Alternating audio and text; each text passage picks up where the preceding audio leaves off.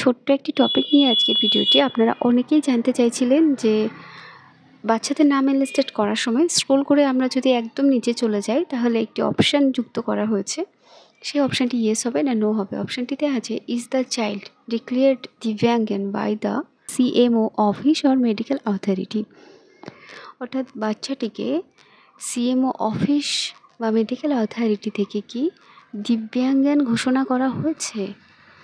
যদি হয় সেক্ষেত্রে এখানে ইয়েস হবে, না হলে কিন্তু ম্যাক্সিমাম ক্ষেত্রে নো হবে। বেশিরভাগ ক্ষেত্রে এটা দেখা যায় না, সেক্ষেত্রে নো করে সাবমিট করতে হবে।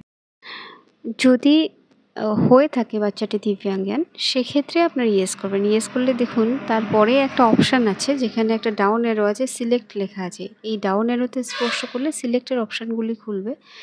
সেখান থেকে আপনি সিলেক্ট করতে পারবেন যে সেই বাচ্চাটি কী বিষয়ে দিব্যাঙ্গন। সে movement, mental, seeing, hearing, speaking কোনটাতে সে দিব্যাঙ্গন। সেক্ষেত্রে আপনি এখান থেকে যে অপশানটা তার জন্য অ্যাপ্রোপ্রিয়েট সেটাকে সিলেক্ট করে নেবেন। নেওয়ার পর নিচে দেখুন ইউডিআইটি নাম্বার লিখতে হবে। যেহেতু সে CMO office or medical authority স্বীকৃত দিব্যাঙ্গন বাচ্চা, কিন্তু বেশিরভাগ ক্ষেত্রে এটা দেখা যায় না। সেক্ষেত্রে আপনারা নো করবেন।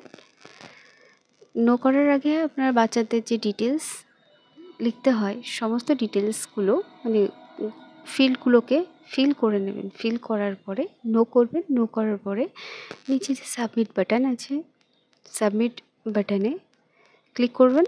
এভাবে আপনারা কাজটি করবেন। এই ধরনের ভিডিওগুলো পাওয়ার জন্য চ্যানেলে নতুন হলে সাবস্ক্রাইব করে সঙ্গে থাকবেন। ভালো লাগলে লাইক, কমেন্ট ও শেয়ার করবেন। সকলের জন্য শুভকামনা রইল। দেখা হচ্ছে পরে কোনো ভিডিওতে।